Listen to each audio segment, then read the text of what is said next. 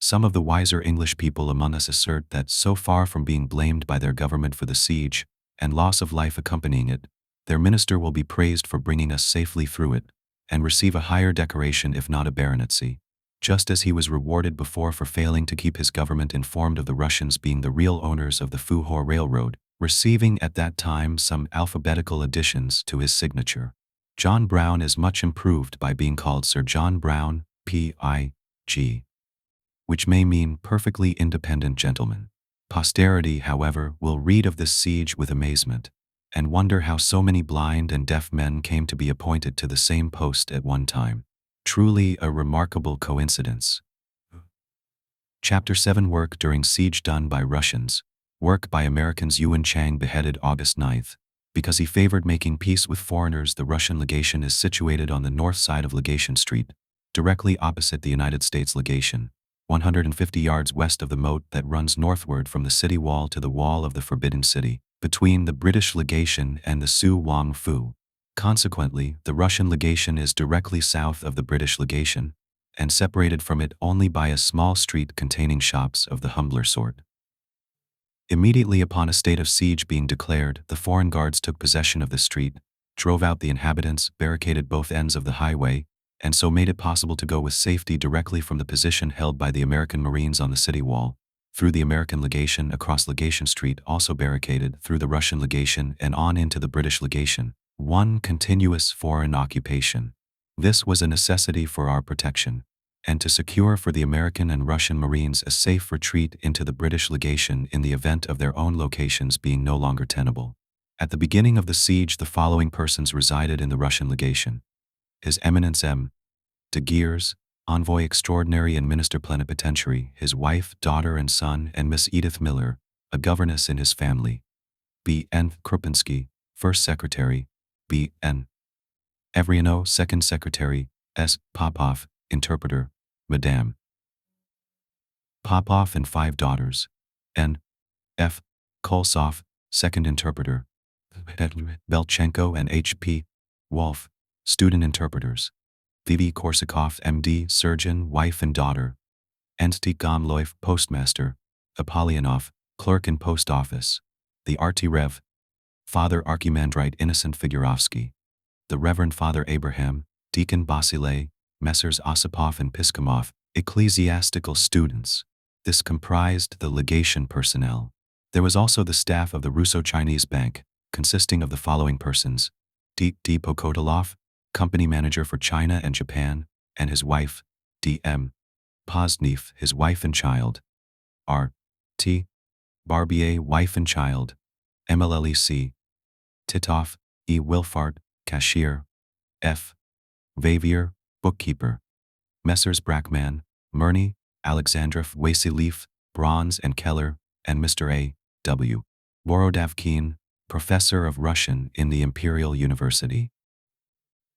Russian minister and staff of legation and their families. The Russian guards were sailors from the battleships Navarin and Sisoy Veliku, to the number of 72 men, under Naval Lieutenant Baron von Roden and Sub-Lieutenant Karl von Den, with 7 Trans-Baikalian Cossacks. Captain Jean Rubalevsky, who was on language leave, also resided in the legation, and acted with Baron von Roden alternately as commander of the forces. Captain Rubalevsky belongs to the 9th Rifle Corps, stationed at Port Arthur. Some of the staff of the Russo-Chinese Bank served in the British legation under the orders of Captain Strauts until his death, and thereafter under Sir Claude MacDonald, who assumed command, but Messrs. Krupinski, Evriano, Kolsov, Belchenko, Dr. Korsakov, and Professor Borodavkin constituted themselves Russian volunteers, and remained by their legation throughout the siege, never becoming a part of the so-called international volunteers serving in the British legation. These Russian volunteers did splendid service in the defense of the Legation Street West entrance, in the Mongol market to the northwest, and in the various posts and barricades on the city wall, in conjunction with the American Marines. The Russian sailors and the American Marines fraternized at once, but the sailors were quite pleased to find their duties did not often bring them into contact with the British Marines, for whom they felt a natural antipathy. Not that there has been the slightest disagreement or open bad blood between those two nationalities, but they seem to have been mutually pleased to remain apart. Volunteers of the Russo-Chinese Bank. This picture was not taken during the siege, as these gentlemen had something else to do during that time. It was not even taken after the siege, and it is a question whether they will ever be as happy and free from care again. One has passed away forever, the gentleman in the chair to the right, who was killed in an engagement with the Boxers. After hard fighting, in which a number were killed, the Boxers carried away his body. The Russian sailors did much more manual labor than any others of the besieged.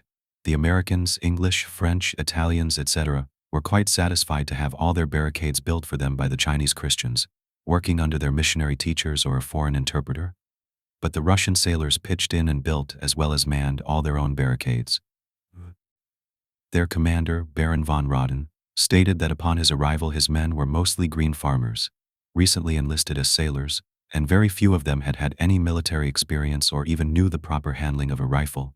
But after association for a few weeks with the well-trained American Marines under constant fire, they had developed wonderfully fast, and he felt at the end of the siege that he had a body of men under him well-trained, steady, and cool. A detachment of these sailors accompanied the American Marines in the expedition to the South Cathedral and assisted in the rescue of 300 native Catholic Christians. At this place they killed 70 Boxers and took 10 prisoners that they afterward handed over to the Chinese authorities for punishment. But, doubtless, instead of being punished they were well rewarded. While these 10 ruffians were confined in the legation jail, one man succeeded in getting his hands free and loosing one other. Being discovered, they assaulted their sentry with a brick and attempted to make their escape. But one being promptly shot and killed, the other surrendered and was again bound. During the many heavy attacks by Tung Fu Xiang soldiers at the west end of Legation Street, these sailors behaved with great courage, and with their American Marine companions never failed to drive the Kansu ruffians back, until finally the Chinese became discouraged at their lack of success in rushes, and settled down to a policy of sniping from behind their heavy barricades. They were such poor marksmen, however, that not 1 in 1,000 of their rifle shots took effect, and the Russian losses all told amounted only to 4 killed and 18 wounded. Their outposts commanded the entire Mongol market, overlooking the southwestern wall of the British legation, and they alone commanded this district until August 5, some weeks after the active shelling had ceased, when Lieutenant von Strauch took up a new position in the extreme north of the Mongol market and drew some of the snipers' fire in another direction. The Chinese, early in the siege, planted a Krupp gun on the Qianmen or main gate of the city, and from this position of vantage shelled the minister's house and other buildings of the legations very severely. But their aim was so bad that many of their shells passed not only over the Russian legation, but over the British legation and Suwangfu as well, finally falling or exploding among their own people more than a mile away from their intended target. Doubtless more Chinese have been killed by their own shells and rifles than we have killed. As they always fired high and completely surrounded us, the balls that have constantly whistled over our heads for 2 months must have fallen among themselves. They attribute to our good shooting a large mortality that we know is a result, certainly in part, of their bad shooting. In the sortie made on the city wall the night of July 3d under Captain Myers, which resulted in capturing the Chinese barricades, several banners, and some ammunition, the Russian sailors ably seconded the United States Marines. Captain Rubalevsky on one side found it impossible to pass in, and joined the Marines in forcing entrance into the other side. In this sortie Baron von Roden was struck on the head with a brick and 2 sailors were wounded. Of the Americans, Captain Myers was severely wounded and 2 Marines killed. On the top of China's Great Wall destroyed by the Russians after the Boxers got it. This picture gives a good idea of the width of the Great Wall, and looks almost like a field with vegetation growing, and the blockhouse or fort erected upon it. The method of reaching the top of the wall is shown by the driveway up the side, which, it will be observed, is completely commanded by the blockhouse. This wall extends several thousand miles, and is said to represent the sacrifice of millions of lives, and labor beyond comprehension. Some of the best work of the Russians was that done in burning many native houses and then pulling down the walls in the Mongol market that concealed sharpshooters of the enemy. Had this not been done, the entire southwestern part of the British legation would have been under a constant sniping fire, such as they really were exposed to during the first few days of the siege, and until the Russians made a dash into the Mongol market, drove out the Chinese, and burned down their cover. The Russians also joined in an unsuccessful sortie, during which an attempt was made to capture a cannon in the Suwangfu, but owing to incorrect information as to its whereabouts, The Italian officer commanding led his men in the wrong direction, and after having several men wounded, the party returned without having accomplished anything. In the fortification of their own legation they have been untiring, and besides loopholing and building barricades, have dug a very deep trench all along inside their west wall, or only exposed side, which effectually prevented underground mines from being undetected. Russian sentries have, all through the siege, been posted on the moat bridge at Legation Street, commanding the water gate under the city wall. Curiously enough, no attack has ever been made from this quarter, yet to a foreigner it appears a most advantageous opening for attack. The Russo-Chinese Bank was held by the volunteers as long as it was possible to hold it, but after the Chinese built a high barricade on the wall just over the bank, it grew too hot to hold and had to be evacuated. Mr. Wilfart's house, directly under the wall, was made a Chinese fort for a while, and the Americans lost several men from snipers posted there, until, finally, a rush was made and the place destroyed. The Russians have several times gone to other places to assist in repelling serious attacks, on one occasion to help Colonel Shiba in holding back the Boxer forces at the Suwangfu. On this occasion one man was seriously wounded. Another time they were called to help the German legation. They have always cheerfully rendered any assistance when called upon, and Baron von Roden, his fellow officers, and all the volunteers are highly thought of by the besieged.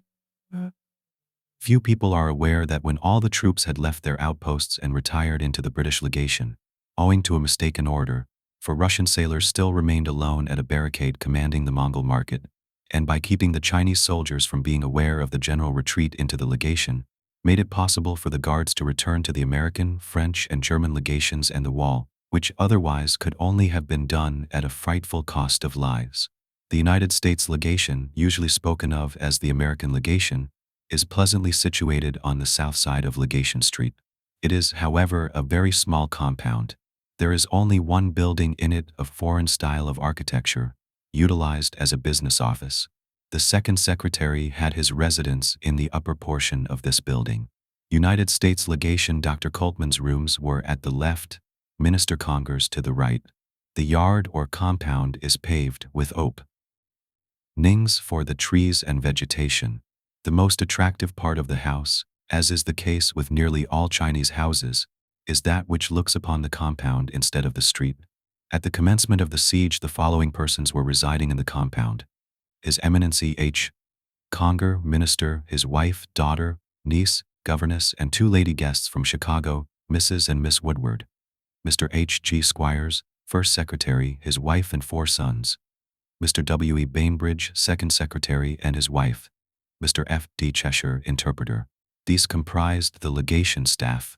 There were also the following refugees who had been obliged to abandon their residences and seek legation asylum: Drive W.I.P. Martin, President of the Imperial University and author of the Cycle of Cathay, Hanlon Papers, and other works, both in English and Chinese. Dr. Robert Coltman, Jr., Professor of Surgery in the Imperial University, author of the Chinese Medical, Political, and Social, with his wife and 6 children. Mr. William N. Pethick, Secretary to Li Hung-chong, and 3 American missionary ladies, Mrs. Mateer, Miss Dow, and Miss Brown. In Mr. Squire's family there was also a visitor of distinction, Miss Condit Smith, a niece of Chief Justice Field of the United States Supreme Court, as well as a French and a German nursery governess.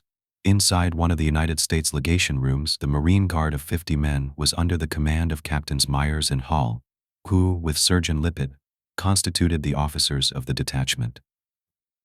Captain Hall, with 20 Marines, had been for several days at the Methodist Mission compound, east of the Hatamen or extreme southeast gate of the city, but on June 20th, when it was decided to abandon that compound and have the American missionaries all move into the British legation, Hall and his men returned to the American legation and thereafter served there. The fatigue endured by the United States Marines in their constant service on the city wall and in their barricade under the wall, as well as the barricade at the western end of the compound in Legation Street, was simply killing. That the men did not succumb is a marvel. To Mrs. H. G. Squires, more than anyone else, is due the credit of sustaining them with coffee and biscuits sent out hot and refreshing at midnight and at various times throughout the day. Indeed, this lady has acquired, by her hospitality and unfailing kindness, the affection of not only her own nationals, but the regard of everyone besieged within the city. Many poor fellows wounded in the hospital have blessed her with their fevered lips for a cooling drink or a nourishing broth prepared by her own hands. Her well-furnished storeroom was placed at the disposal of everyone who was in need of food, either as a necessity for the healthy or a delicacy for the sick. The author has to express his own unbounded gratitude for many a tin of peas, tomatoes, or oatmeal that has helped to render palatable the daily ration of horseflesh and rice that has been his own and his family's sustenance throughout our imprisonment. A coroner in the United States legation under the most trying circumstances, Mrs. Squires has preserved a cheerful demeanor, and, assisted by the ever-calm and always sociable Miss Polly Condit Smith, has daily entertained at her hospitable board the officers, civilians, diplomats, and missionaries with the same cordiality. When Dr. Velde, the able German surgeon in charge of the hospital, was worn out with fatigue and unable to find a quiet place for a night's rest, he was provided by Mrs. Squires with a comfortable pallet, covered with a mosquito curtain, in a little closet room, usually occupied by the German nurse, and so enabled to obtain a rest that was an absolute necessity to his continuing in service. All of the American ladies have worked with patience and perseverance, constantly making the sandbags which have so efficiently protected the soldiers and the entire community from the unceasing fire of bullets from the enemy. Everything in the line of cloth has been used for this purpose. Handsome linen tablecloths, rich silk draperies, towels, gowns, and dress materials have been freely sacrificed to provide for the defense. When the wounded became numerous in our quarters, and were nightly worried by those infernal pests, the mosquitoes, the ladies cheerfully sent all their mosquito curtains to the hospital to be used by their brave defenders to alleviate their discomfort. Mr. F. D. Cheshire Interpreter, Mr. H. G. Squires, First Secretary, Mr. E. H. Conger Minister, Mr. W. E. Bainbridge, Second Secretary, the United States Legation Staff. Everyone realized when we became besieged that we were in a position that only divine help and a speedy rescue could avail us. Surrender under any circumstances now could only mean butchery. We had seen the survivors of the massacre at the South Cathedral come among us with little children almost hacked to pieces by the cruel knives of the fanatical Boxers, and, knowing their hatred for us, we well knew that if the men were overcome, the women and children must suffer a horrible death or worse. Many of the men had resolved that at the last fight they would themselves kill their wives and daughters to prevent their suffering at the hands of the incarnate devils that surrounded us. My own wife never allowed me to leave her upon a night attack without first giving her my revolver for the purpose of using it as a safeguard to herself and daughters in the event of my non-return. And the overpowering of our forces? The American Marines led in the expedition to the South Cathedral to rescue the Catholic Christians being killed there, and were accompanied by a Russian detachment and by civilians W. N. Pethick and W. J. Duisberg. Here they rescued over 300 Christians and brought them safely to the American legation, where their wounds were dressed by Doctors Lippitt, Korsakoff, and Kultman, and they were then sent into the Su Wang Fu to be fed and cared for until the end of the siege. The American Marines also took part in the expedition to the Boxer Rendezvous Temple, north of the Austrian legation, in which 56 Boxers were cornered and killed. Their bravery and endurance has been noted by all. Their main task, that of holding the city wall, should render their fame immortal. True, they have been ably helped in this task from time to time by both Russian and British Marines, but the post was theirs, and to them belongs preeminently the glory of holding the position that, like the Su Wang Fu, was a key to the place of last stand, the British legation. In the brilliant sortie on the night of July 3rd, led by Captain Myers, both Russian and British Marines took part, and, although the credit has usually been attributed to the Americans, English and Russians are equally deserving. When on the point of springing over our barricade to attack the Chinese position, Captain Myers addressed his men with ringing words of encouragement. The Chinese had their first intimation of his movement when they were saluted with a deafening yell directly under their barricade. For our little force gave a tremendous shout, as instructed, as they rushed around the one open side and clambered over the breastwork. Robert Kultman, 3rd, 16.5 years, Reverend R. Kultman, Dr. R. Kultman, Jr., Eva D. Kultman, 15 years, Chazelle Kultman, 9 years, Alice C. Kultman, 13 years, Mrs. R. Kultman, Mrs. Dr. R. Kultman, Jr., William P. Kultman, 1.5 years, Mary O. Kultman, 4 years.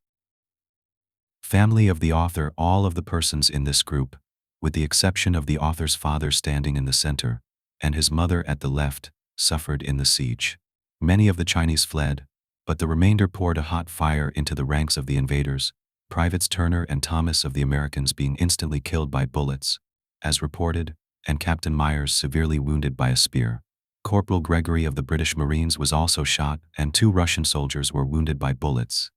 But the position was captured, and the retention of the post on the wall assured, as henceforth it would be possible to ascend the ramp without being exposed to Chinese fire. The Chinese fled to their second barricade a few hundred yards nearer the Tiananmen, which they have held ever since, and, although they have shelled the American position captured from them for days, they have never been able to dislodge our men. When the United States minister and his family left the legation and sought refuge in the British legation, they were given the house of the British legation physician, Dr. Poole, for a residence, and into this 6-roomed house were crowded 4 men, 10 women and 9 children. Mr. Squires, Mr. Cheshire, and Mr. Pethick continued to remain at the United States legation. The legation building was peppered with bullets the livelong day, and shelled at intervals with 3-inch shells from both city gates, east and west, until all the roofs were full of holes, and the gatehouse completely demolished, the flagstaff being cut through and the flag falling to the ground. It was speedily picked up, however, and nailed to a tall tree near the gatehouse, from which it still floats, though riddled with holes. Dr. Lippett, the surgeon of the guard, received a bad wound of the thigh, fracturing the bone and completely disabling him on June 29th, and has been in the hospital ever since. Dr. G.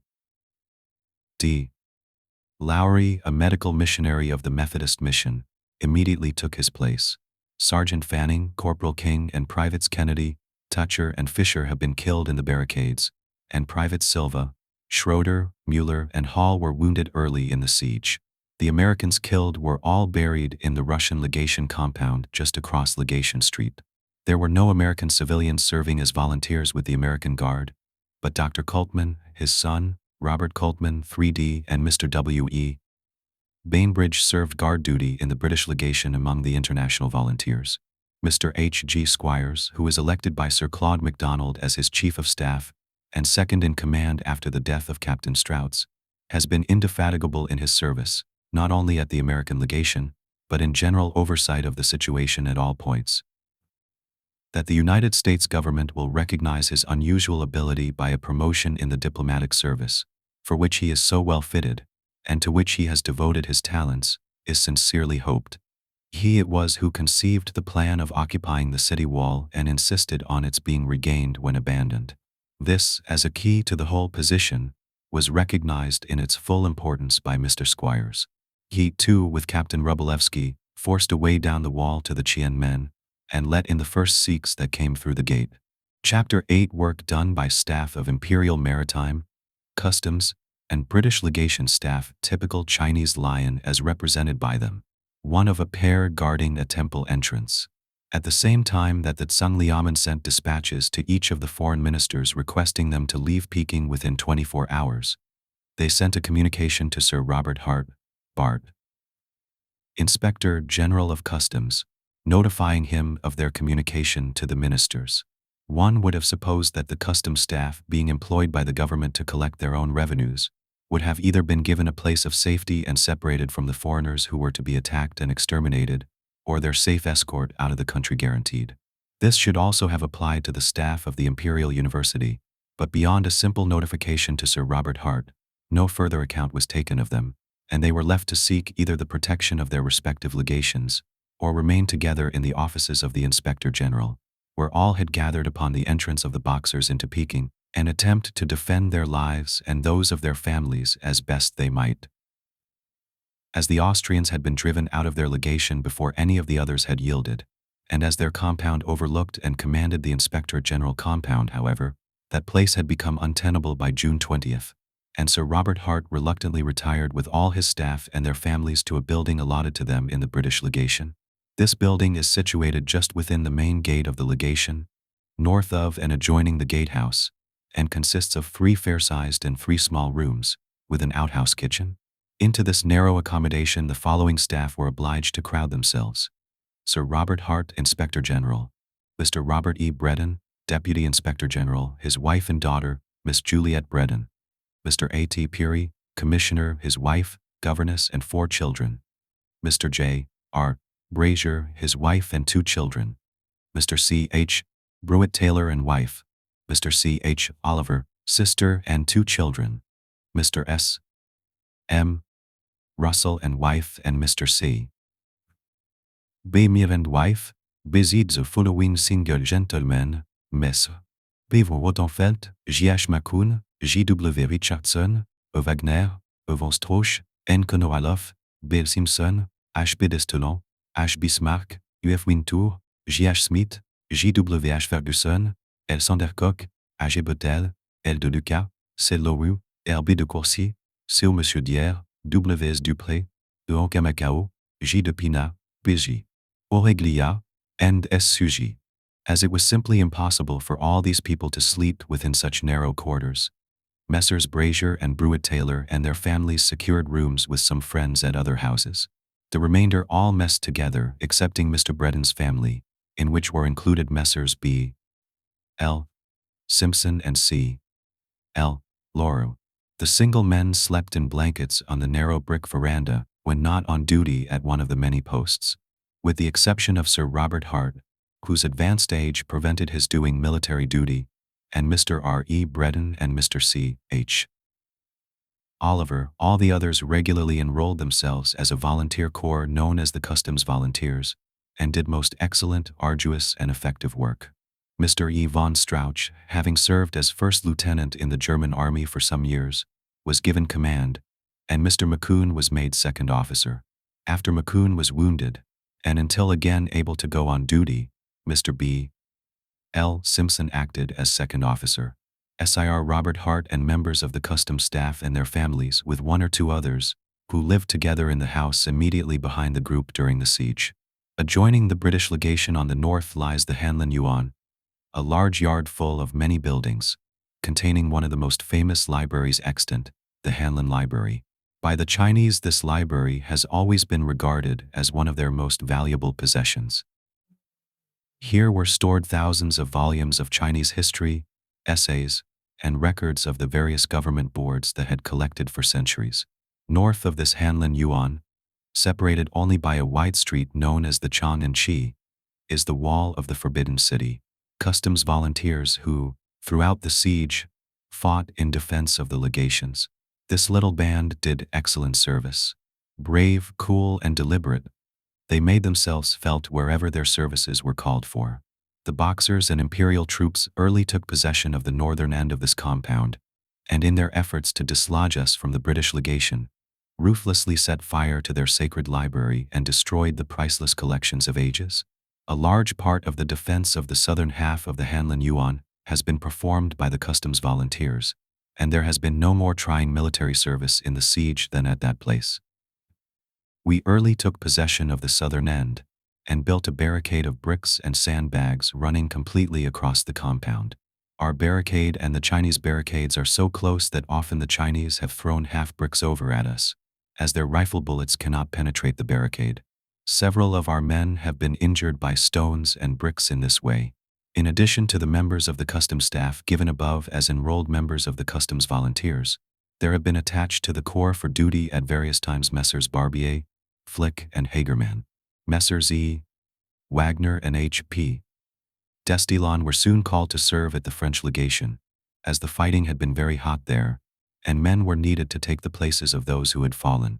They barely joined their fellow nationals at their perilous post, and there on July 1st Wagner was struck by a shell in the head and instantly killed. A few days later Destilon had a miraculous escape. The Chinese across the narrow lane, known as Customs Lane, had undermined the street and placed a mine under the wall and eastern buildings of the legation. When they exploded it, Destilon and several others were buried in the ruins.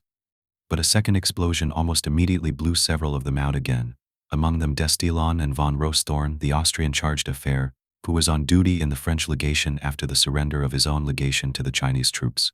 Only 2 Frenchmen lost their lives by this mine, while the Chinese acknowledged they lost 20 of their own men by the explosion. The sad death of Wagner threw a deep gloom for many days over his young comrades in arms.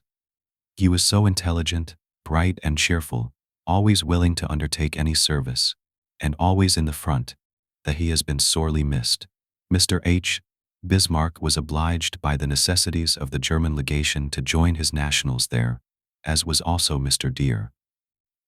Bismarck has had his hat shot off and his clothes perforated several times, has been in several sorties and all sorts of dangers, but has wonderfully escaped. Mr. Elf de Luca received a painful, but not serious, wound of the forearm which partially disabled him for a time. But, as soon as possible, he was again serving at the various posts. For a time he was on Captain Ray's staff as aide in the commissary department, but in this place there was no danger to be incurred, and he joyfully relinquished it to Mr. C. H. Oliver. Mr. J. W. Richardson was the first of the customs volunteers to be disabled, having received, early in the siege, a flesh wound of the shoulder. He, too, made a rapid recovery, and was soon acting as assistant steward in the hospital, but when entirely in health returned again to guard duty. Mr. A. G. Bethel became ill from overwork and fatigue, and was obliged to go into the hospital for several days, but recovered under rest and appropriate treatment and returned to duty. Mr. U. F. Winter, while excavating a deep trench in the Hanlin Yuan as a countermine to the Chinese mining attempts, badly sprained his knee joint, which has since resulted in a severe synovitis, compelling him to remain with his leg fixed in a plaster of Paris cast for some weeks. Messrs. Sandercock, Bethel, and Ferguson, although barely 19 years of age, have endured the fatigue and hardship of the watches, and have been as cool under fire as old veterans. A special mention should be made of the conspicuous bravery and gallantry of Mr. W. S. Dupree, or, as he is familiarly and affectionately called by his comrades, Little Willie. This young man, in times of peace, is a postal clerk of very affable manners, but in the siege he has been a doughty warrior. Although only 18 years of age, he has taken his full share of the work. He accompanied the first expedition of the American, British, and Austrian soldiers in the attack upon a Boxer rendezvous in a temple north of the Austrian legation, in which 56 Boxers were killed. He has also served in the Hanlin Yuan, in the Suwang Fu, and in the latest achievement of the customs volunteers, the capture and holding of a new and valuable strategical position northward of the Russian position in the Mongol market. Chinese Barber and his outfit. On the night of August 10th, this intrepid youngster crept out from behind the fortification in the Mongol market and crawled across the moonlit common, directly in front of and up to the Chinese barricade. Here he heard one of the soldiers exhorting his comrades to follow him and make an attack upon the foreigners. "Why should we hesitate?" he urged. "We have so many and they so few. Success is sure and failure impossible." Dupree hurried back and warned his companions in time to prevent a serious rush, for a few moments later the Chinese actually left their barricade and attempted a rush upon our works. But on a volley into them, which killed one and wounded several others, their short-lived courage left them, and they precipitately bolted back again behind shelter, from which they peppered our barricade vigorously for the next half-hour without doing any damage. Chinese Barber at work. The customs mess, in spite of their exceedingly narrow accommodations, was eminently a hospitable group, and cheerfully allowed Messrs. E. Backhouse, G. P. Peachy, Dr. J. Dudgeon, and J. M. Allardyce to eat with them, they turning the stores they possessed on entrance into the common storeroom. The meals were well managed under the efficient care of Mrs. Russell and Mrs. Mears, whom all of the customs volunteers will ever remember for their constant, untiring efforts to render palatable the daily ration of horse meat and rice which has constituted their principal food. Sir Robert Hart, the I.G., as he is generally spoken of by his staff, as well as many outsiders, has endeared himself to all his young soldiers by his sharing with them without complaint and unvarying cheerfulness the meager diet of the mess. He has never allowed any delicacy supplied to him that the others did not partake of, but has acted on the principle of share and share alike throughout. He may in time have a successor in the service, but he can never be supplanted in the affections of those members of his staff who have endured with him the trials of the siege in Peking. Mr. J. H. Smith entered the British legation when he was convalescing from scarlet fever, and was placed in quarantine for some weeks. Consequently, he was prevented from taking any part in the early proceedings of the siege, but as soon as allowed out he at once went on duty. Mr. Ariglia came down with scarlet fever also on July 10th, and thereafter could render no military service. The staff of the British legation who were actually in the siege consisted of the following persons: Sir Claude M. MacDonald, G.C. M. G. K.C. B. Envoy Extraordinary, etc., his wife, 2 children and sister-in-law, Herbert G. Deering, Secretary, Henry Cockburn, Chinese Secretary and wife, W.P. Kerr, Assistant Chinese Secretary, wife and child, Wordsworth Poole, M.D., Surgeon, B.G. Tours, Accountant, wife and child, D. Oliphant, Consular Assistant, W. Russell, Consular Assistant, Reverend W. Norris, Acting Chaplain, Reverend R. Allen, Curate, and the following student interpreters: Mess. Digiokok, Atiflerti, H. Blisto, Dississikirk, H. Porteur, W. Monsieur Hewlett, A. Rose, R. Drury, L. Bar, H. Waven, L. Gilles, W. Townsend. Captain F. G. Cool, who was living with his brother, the doctor, while on language leave, was also considered of the legation household, as well as several guests, Mr. Clark Thornhill and the legation keeper, Sergeant R. Herring. The military guard consisted of Senior Captain B. M. Strouts, Captains Halliday and E. Ray, Sergeants J. Murphy, E. Saunders and J. Preston. 4 corporals, 1 bugler, 1 armorer and 1 hospital steward with 68 privates. They had 1 Nordenfeldt quick-firing gun. The greater part of the civilians serving as volunteers also served under Captain Poole in the British legation.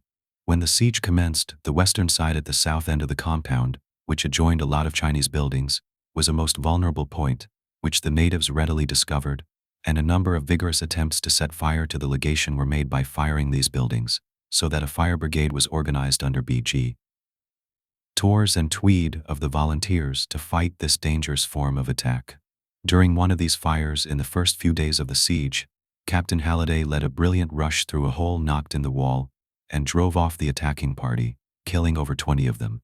Unfortunately, Captain Halliday was severely wounded by a shot through the lungs, which rendered him helpless, and lost to the besieged the services of a brave and kindly officer.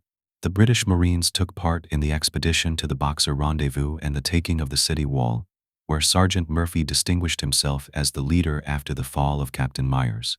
Brave Captain Strouts, who was much loved by his men, was shot and mortally wounded in the Su Wang Fu on July 16, while on a tour of inspection. Dr. G. E. Morrison was injured by the same volley, and Colonel Sheba, who was with them, narrowly escaped, several bullets passing through his clothing. The British legation compound being of such dimensions, necessitated a larger guard for lookouts than any other one place. Notwithstanding this, men were daily detached for duty with the Americans on the city wall, and to help Colonel Sheba in the Su Wang Fu.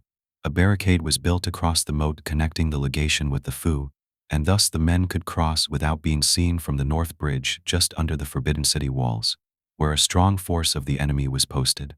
To replace these detachments sent out, the civilian volunteers were largely called upon and rendered excellent service. Sir Claude MacDonald, after the death of Captain Strouts, assumed command of the garrison and directed some of the outposts of other nationals. But the French and Germans denied his authority at their outposts and controlled their own movements.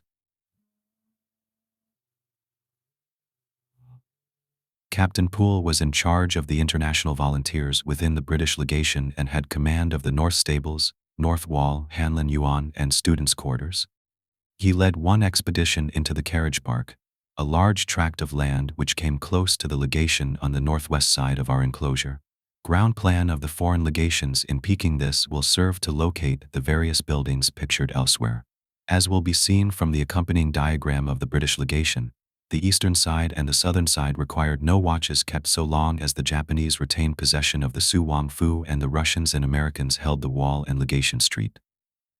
But the Hanlin Yuan in the north and the entire western wall covered long stretches of space that required a constant watch to be kept, as the Chinese were entrenched in numerous and heavy barricades in their front, from which they maintained a constant fire from rifles, Krupp guns and smoothbore cannon. Until the 18th of July the cannons boomed from morning until night, sending their solid shot and shrieking shells into our midst, tearing the brick houses to pieces, and crushing the tiles on the roof to fine powder, at the same time sending their fragments in every direction. The very shortness of range prevented their dropping with any force and saved us much damage. And when the muzzles of their pieces were raised to pass over the first row of buildings, which they had failed to batter down, the projectiles flew harmlessly over our heads. The building that has suffered most has been the constable's house, in the south stables.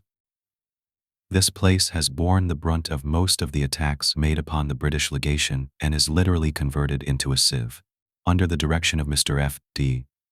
Gamewell, all the walls of the legation have been so strengthened, often to a thickness of 8 feet, that one is perfectly safe behind them except at the loopholes, and in these large bricks are kept, except when the openings are being used for observation or firing. The Chinese have been remarkably bad marksmen, and have usually fired by holding their guns up so that the point barely projected above their barricades, and then pressing the trigger, immediately withdrawing the gun, having never ventured their lives in the least. But this method of firing does no damage. Thousands upon thousands of bullets have been sent whistling far over our heads. Doubtless, when we hear the history of the outside, we will learn of hundreds having been killed and wounded a long way from the legation district. A Chinese cart on July 5th, Mr. David Oliphant of the legation staff, while serving in the Hanlin Yuan, was shot in the abdomen and died from shock and internal hemorrhage in about an hour. Brief mention of his death has previously been made. He was born on July 12, 1876, and had been 3 years in the consular service. Passing first in his examination, he soon showed a special aptitude for acquiring the Chinese language, so much so that when he finished his term of student interpreter, he was retained to work as consular assistant in the Chancery of the British Legation. Here his services have been appreciated most highly by those under whom he worked, and his loss is a most grievous blow to all those who came officially in contact with him. He was one of the most promising of the younger members of the British consular service, with which he was further connected in the person of his uncle, Mr. R. M. Mansfield, H.B. M. Consul at Amoy. During his stay in Peking, David Oliphant had endeared himself to all who knew his exceptionally even temper, readiness to oblige, and active mind. In sport he was the leading spirit and manager, and he will be practically impossible to replace in this capacity. When the siege began, he was among the first to go forward in the defense of the legations. Untiringly he worked at fortifications. Vigilantly he watched at night. When a portion of the Hanlin Yuan was occupied, he was specially detailed for service there, and took part in several brilliant raids in connection with the occupation. It was while cutting down a tree here in an advanced position that he was struck down by the enemy's bullet, and his promising career cut short. He died in the arms of his elder brother, Nigel Oliphant of the Imperial Bank of China. He is deeply and sincerely mourned by all who knew him. Another young man, Mr. H. Warren, student interpreter, while on duty in the Suwang Fu on July 16th, was struck by a shell in the face. He was very badly injured and died in a few hours. Chapter 9 Work done by AUSTRO Hungarians, MR, and MRS. Shamit August F. Shamit. The Austro-Hungarian detachment consisted of 30 bluejackets from the cruiser Zenta. They arrived in Peking on June 3rd by the last train, together with the German detachment. Lieutenant T. Kohler was in command, with Midshipman Baron R. Boinberg von Lengsfeld and T. Mayer. With the detachment arrived also Captain Thoman von Montalmer and Lieutenant Ritter von Winterhalter, so that there were 5 officers and 30 men at Peking. When communication was cut, Captain Montalmer took command himself. In the legation there were only Dr. A. von Rosthorn and Mrs. von Rosthorn, the minister having left on leave in April and Vice-Consul Nadiesta being sick at Shanghai. His successor, Mr. Gottwald, tried to come up in the relief expedition under Admiral Seymour. The detachment guarded also the Belgian legation until the Belgian minister left there, and came to the Austrian legation on June 16th. On June 13th, a Boxer attack on the New Mint and the Imperial Bank of China was checked by rifle fire from the east corner of the legation. A second attack was made at night and was also repulsed. During the search following the unsuccessful attack, several Boxers were killed a few hundred yards to the north on Customs Street. The next day the traffic on the Chong and Street crossing Customs Street was stopped by an outpost, and later on by a wire fence, in order to prevent the smuggling of disguised Boxers into the legation quarter. During the night, the guard at the Belgian legation was attacked, but beat off the Chinese. A patrol caught some suspicious people, who were handed over to the Chinese authorities. A part of the French detachment assisted them in their night watches at the barracks. On June 20th, the detachment was ready for marching, to escort Dr. and Mrs. von Roosthorn, as no notice had been given to Dr. von Roosthorn of the minister's new decision not to leave. On arriving, about 3 p.m., at the French legation, Dr. von Roosthorn was shown by Mr. Pichon a letter from the Tsung to the ministers, promising them protection. Upon this, Dr. von Roosthorn returned with the detachment to the Austrian legation.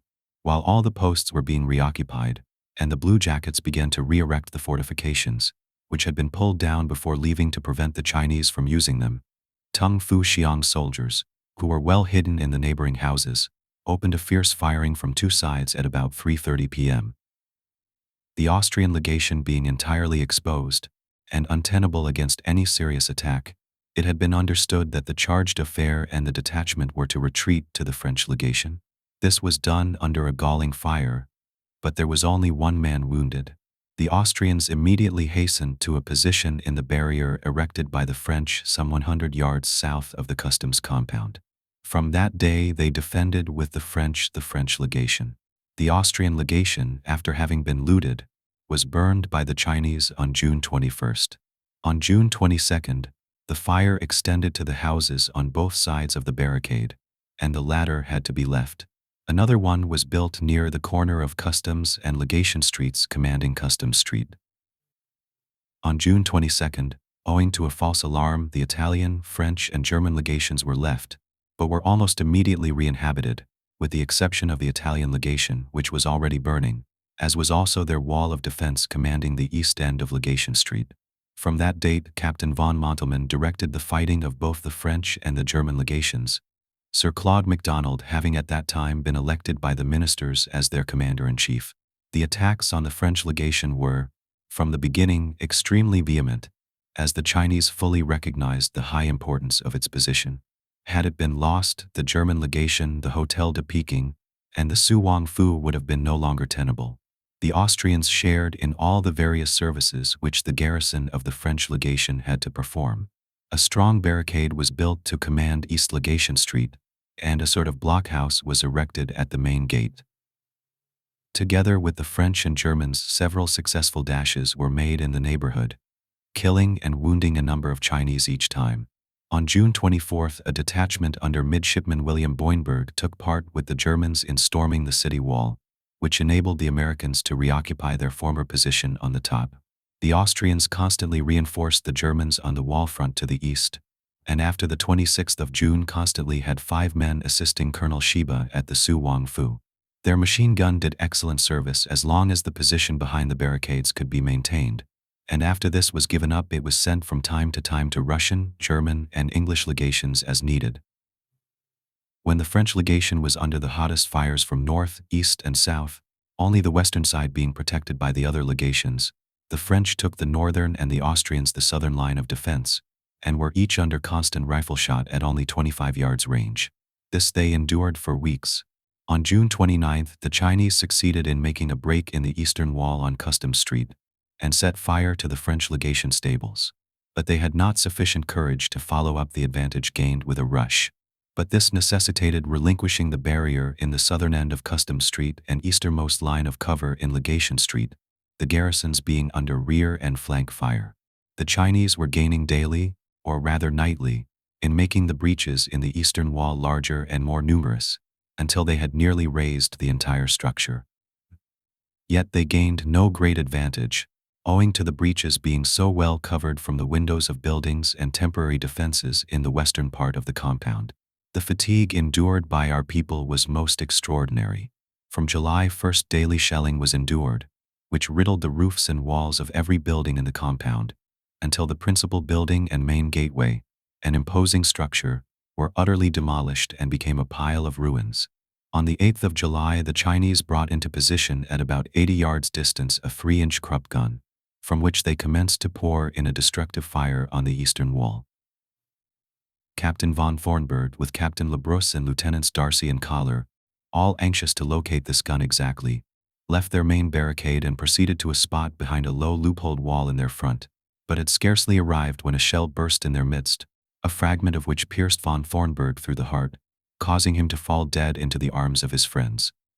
He was sorrowfully carried to the rear, and at 2 p.m. was buried with military honors, although the bullets were falling thick around those who were thus honoring their comrade and leader.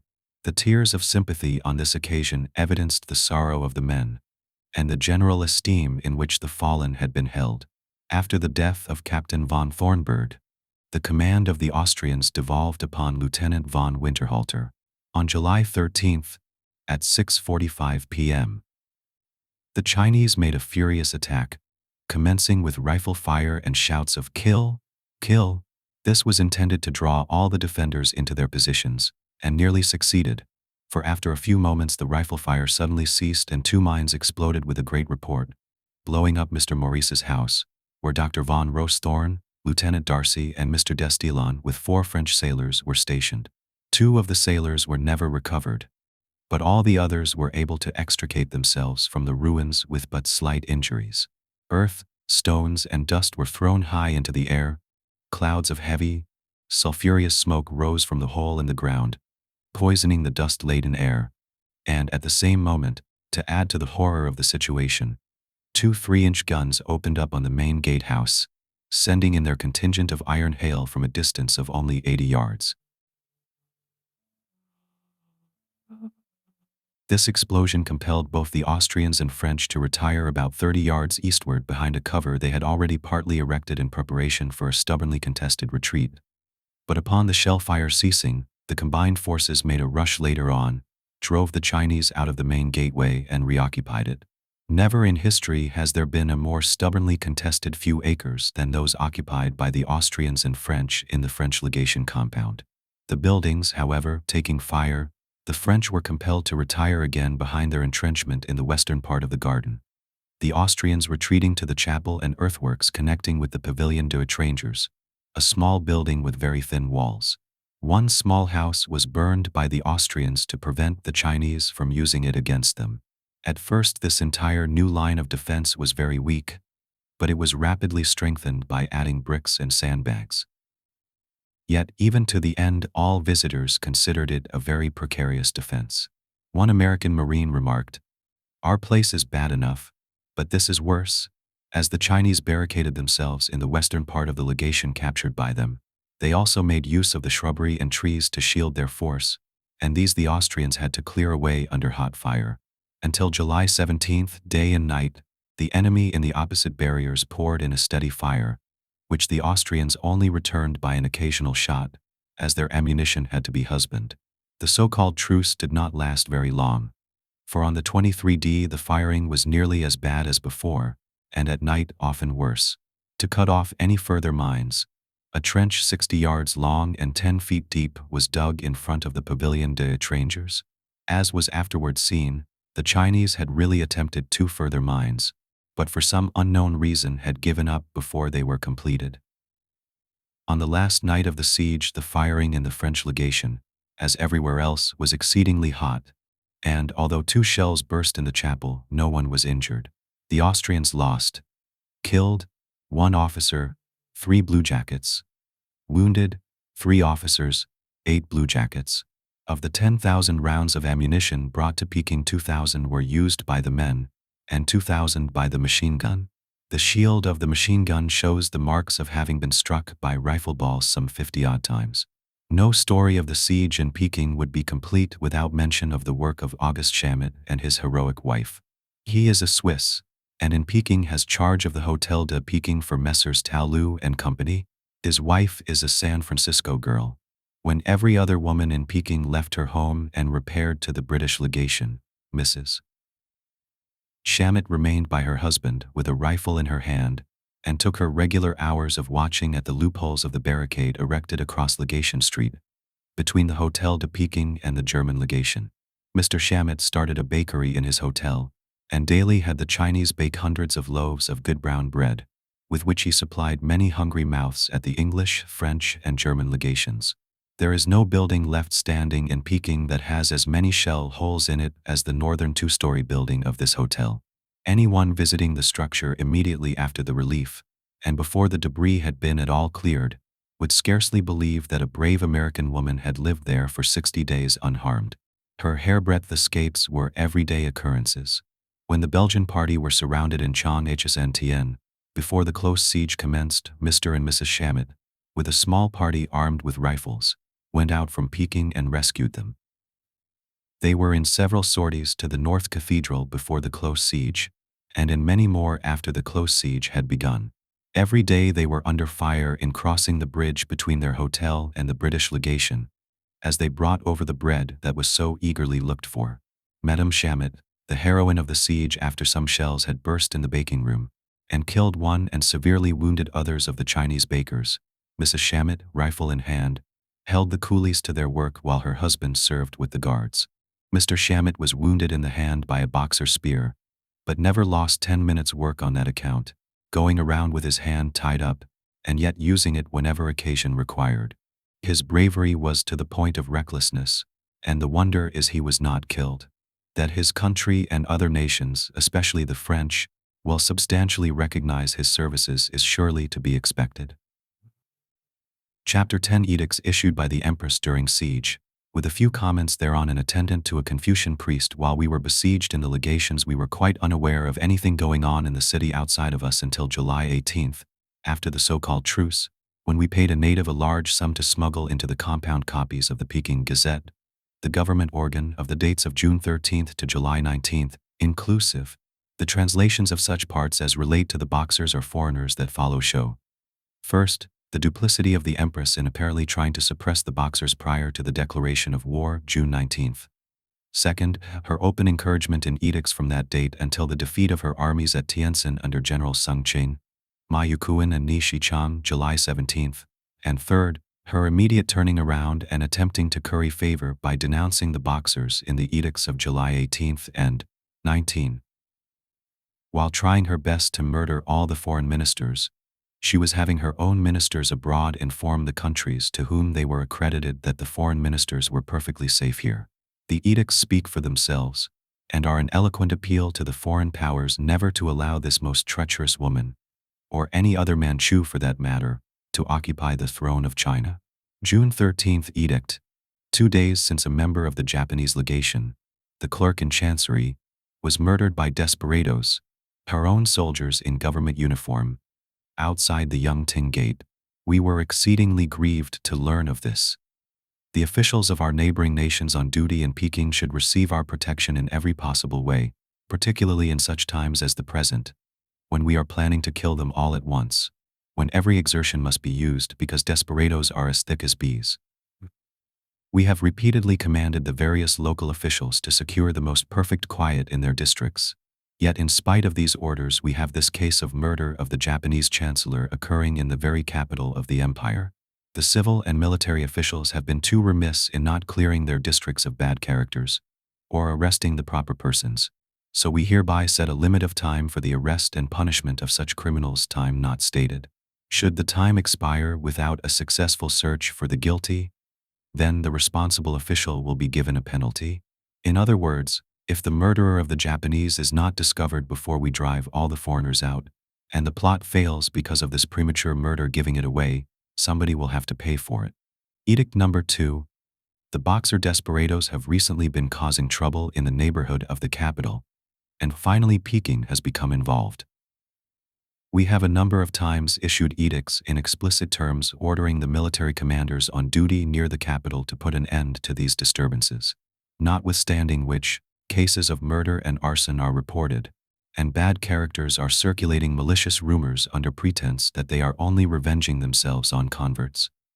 The result is that our good soldiers have become involved, and do not hesitate to disregard our commands. At the same time they believe these men league together to commit arson and murder, and suffer themselves to be misled by them. Entrance to the Imperial University of Peking. Among the notable buildings that were destroyed by the Boxers was the Imperial University of Peking.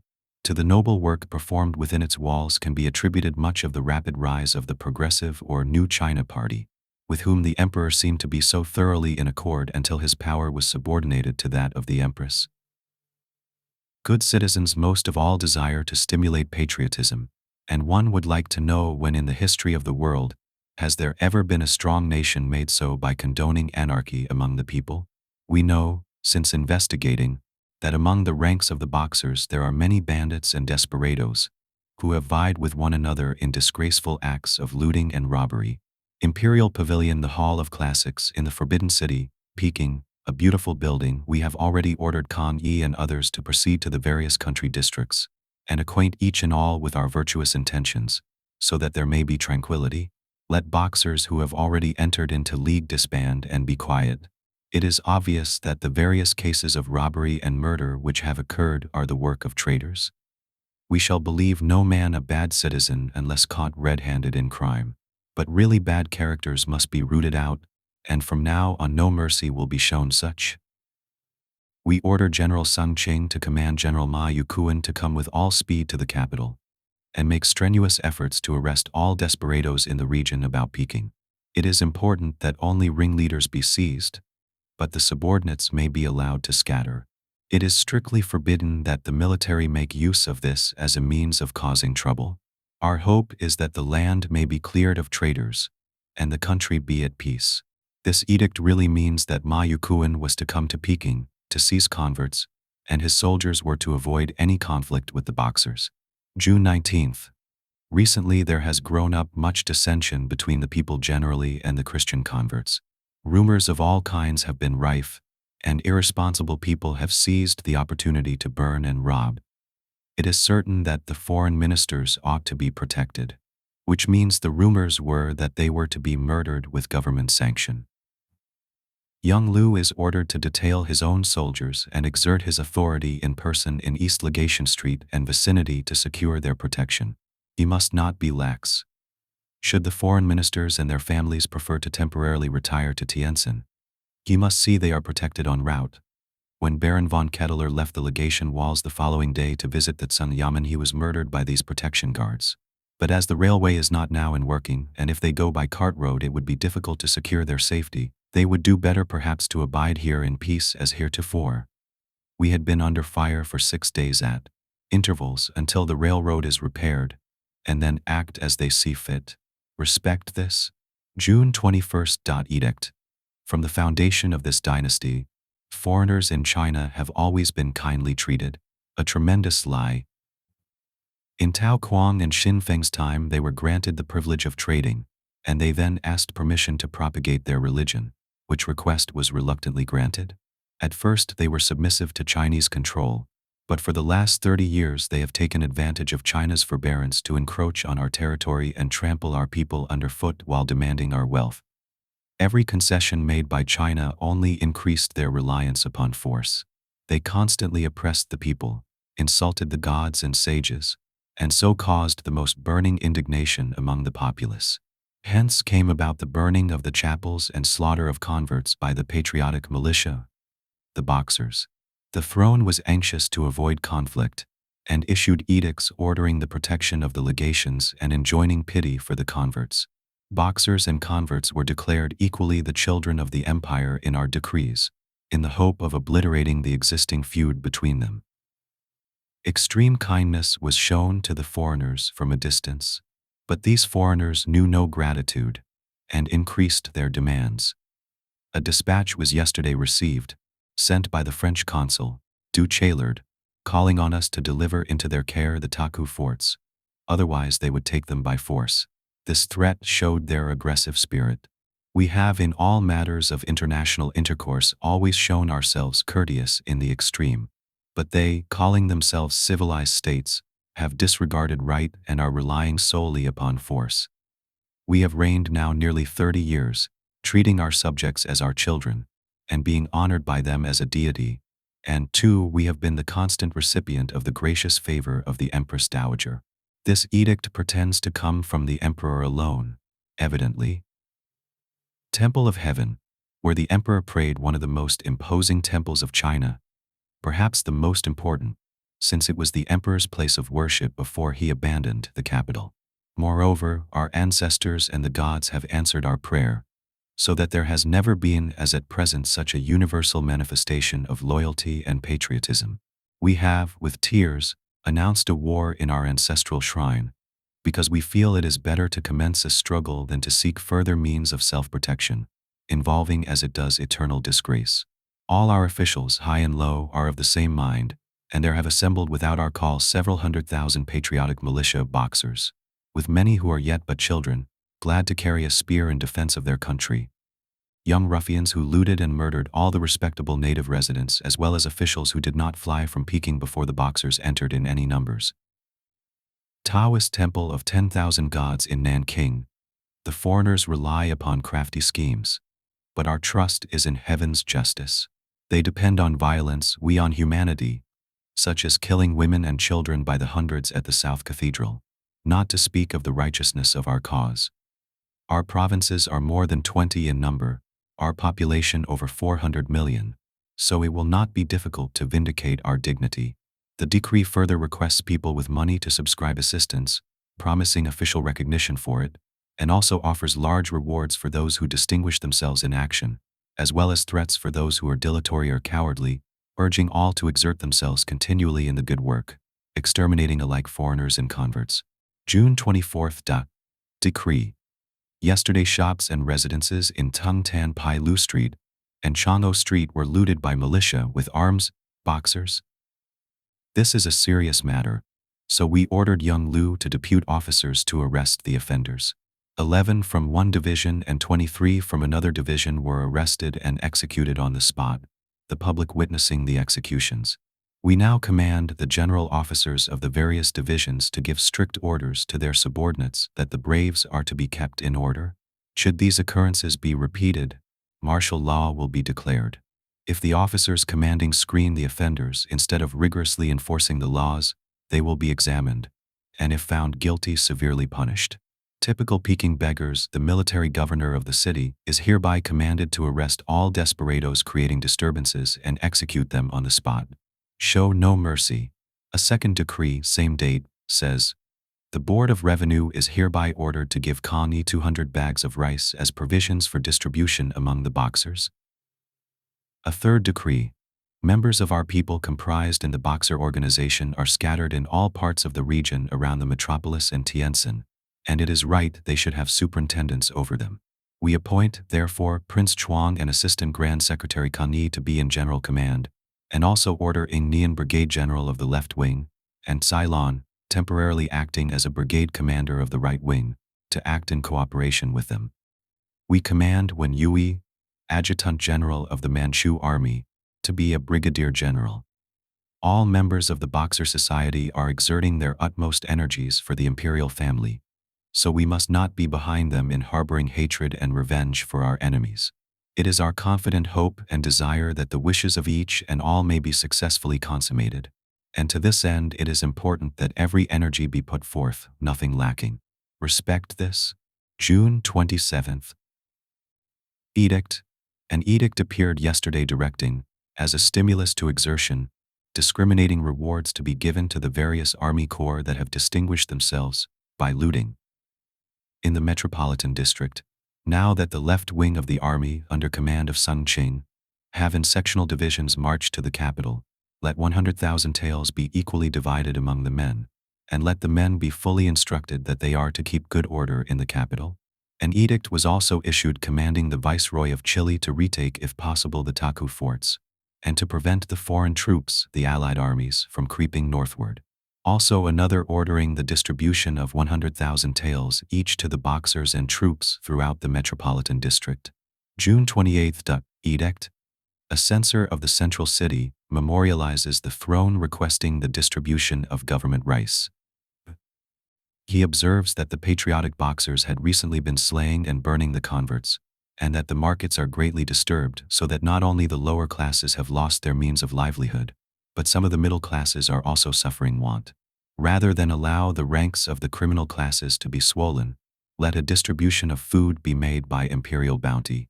Referring to various precedents, he asks imperial authority for the issue of rice, and that 2,000 taels silver be allowed for expenses.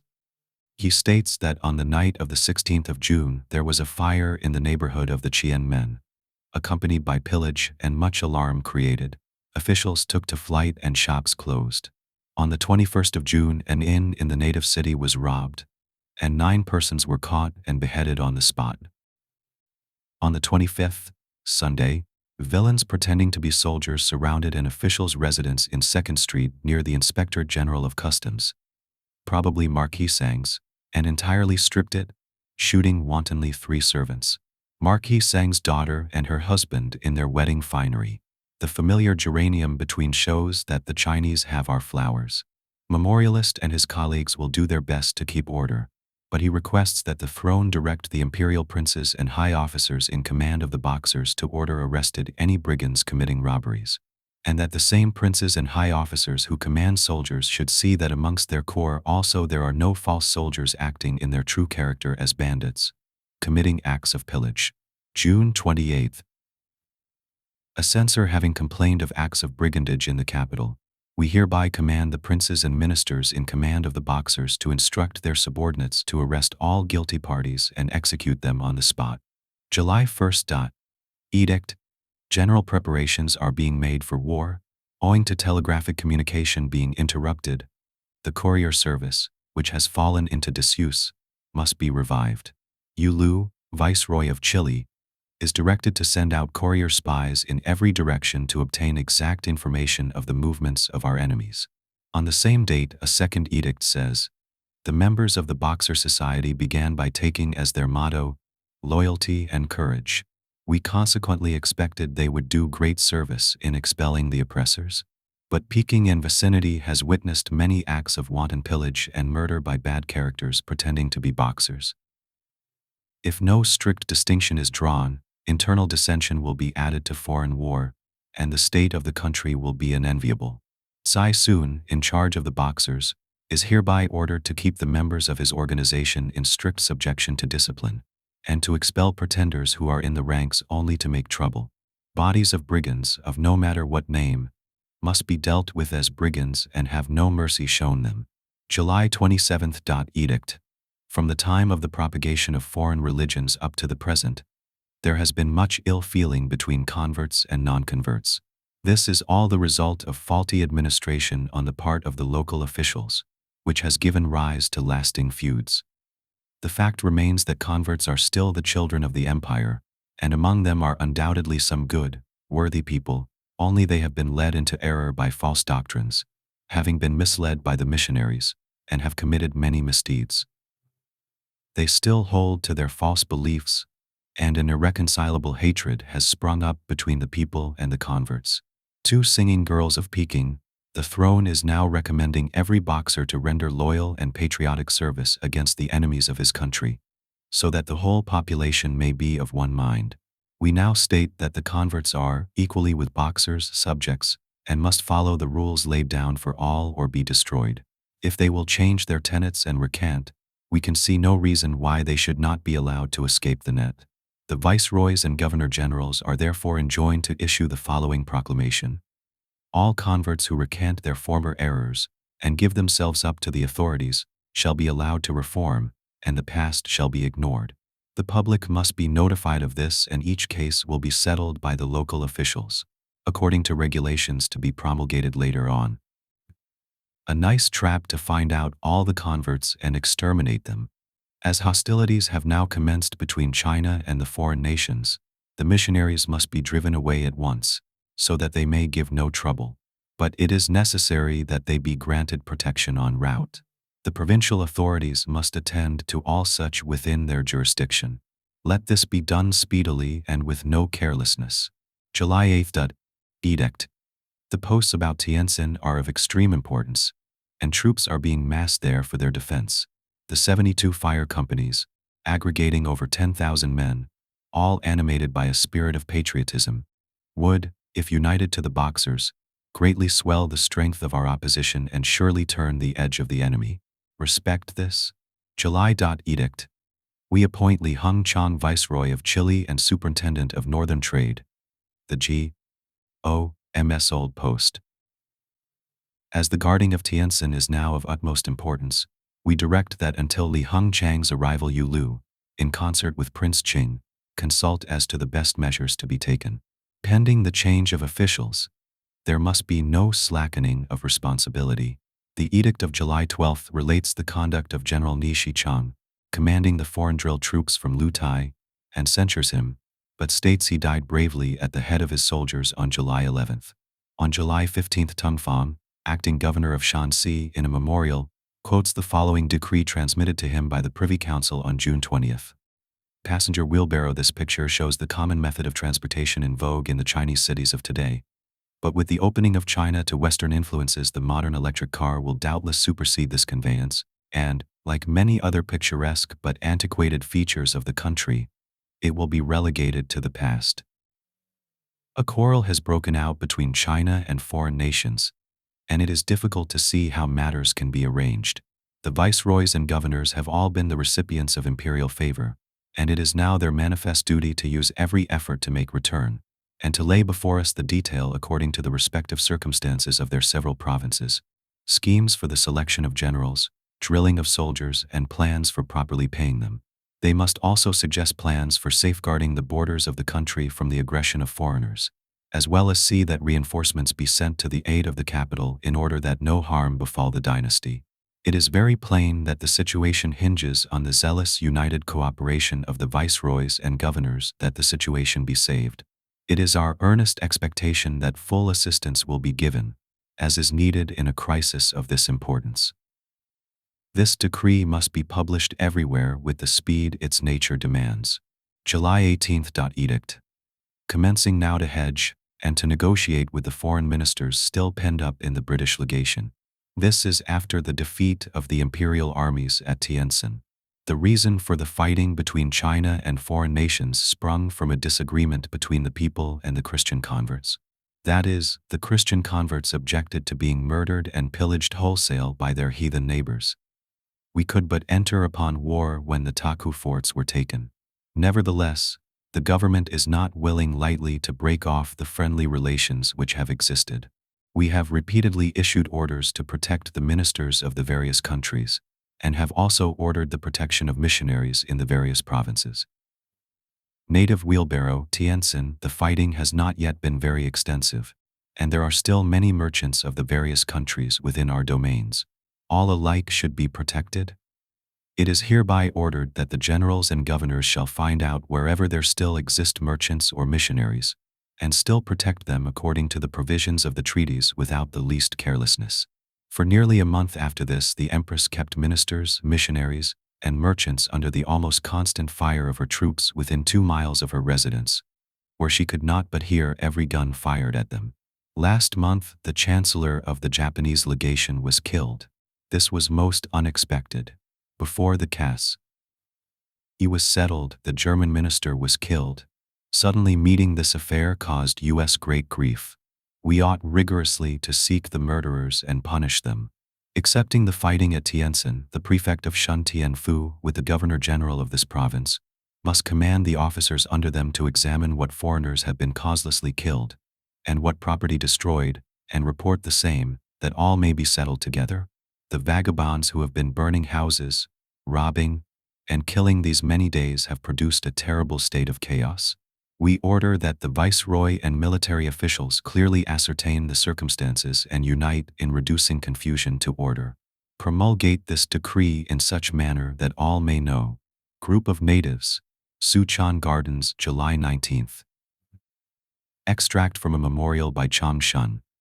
Your slave has examined into what has happened recently in the whole region south of the imperial domain in stirring up trouble that has resulted in the destruction of railways and telegraphs, and a morbid chaotic madness seems to possess the masses. Lately a telegram arrived saying warships of all nations had arrived, opened war, captured the Taku forts, and Tientsin was in extreme peril. The Boxers are responsible for all this trouble.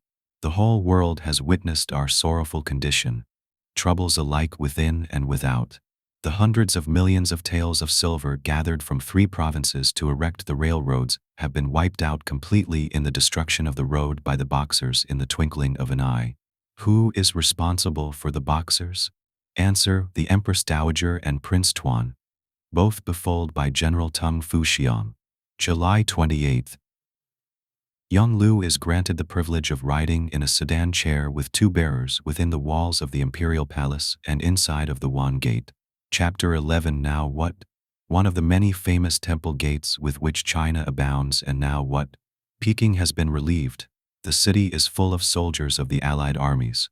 The Empress and her court have fled westward, and the capital has fallen. Will China be partitioned and divided among her conquerors? Or will she be allowed to exist as China under another monarch? Russia undoubtedly wants immediate possession of Manchuria and Chile, with very likely Shanxi and Shenxi.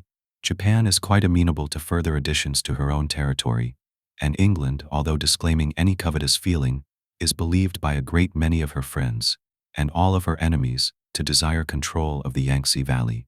Germany, France, and Italy are all discussing the slice that they desire, and only Uncle Sam has finished his task and wants to go home. But is his task finished? What about the missionaries murdered in Pouting Fu?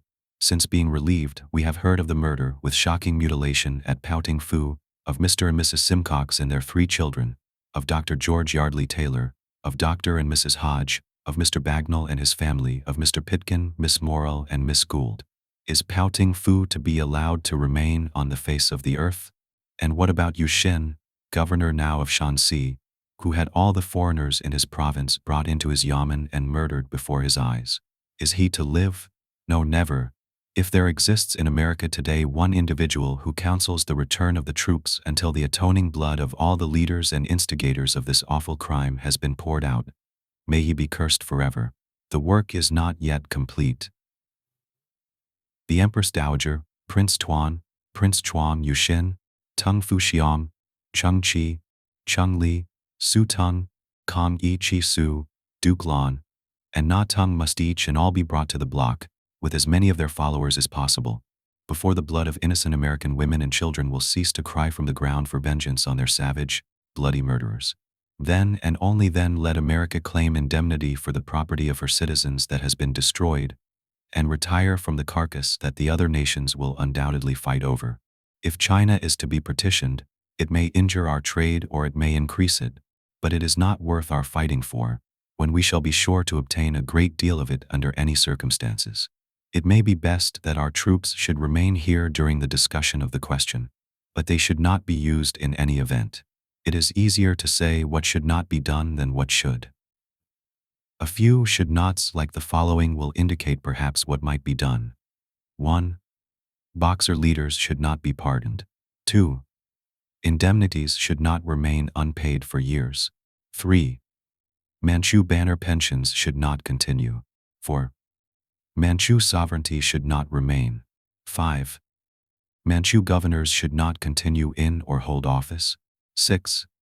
Tribute rice should not be received. 7. Imperial maritime customs should not at present be changed. 8. An entirely native cabinet should not exist. 9. Women's feet should not be bound. 10. Queues should not be worn. 11. Christianity should not be forced on the people. 12. Priests and pastors should not be allowed in yamens. 13. Arms and weapons should not be imported, manufactured, or allowed to be owned by natives. At the present moment, Boxers are practicing in all directions at a distance of from 25 to 30 miles from Peking. All of the leaders of the movement are at large, and Prince Qing has returned to Peking to try and arrange a peace.